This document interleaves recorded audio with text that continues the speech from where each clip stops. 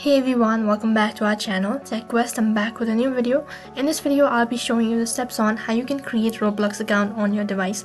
So I'm going to be showing you step-by-step procedure. Make sure to watch this video till the end and follow the instructions guided.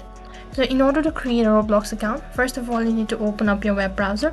And once you open up your web browser, on the search box you need to type in the link that is www.roblox.com, and I'll also make sure to leave the link on my description box below.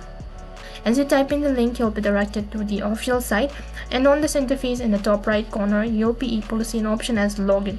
If you already have an account, then you can simply click on login and then enter your login credential and login into your account.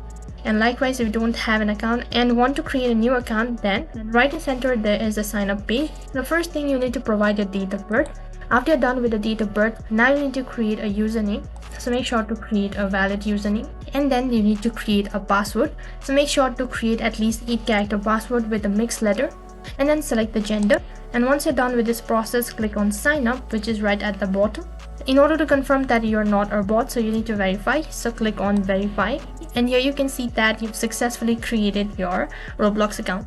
Now in order to play a game, all you need to do is just click on the game which will be right over here.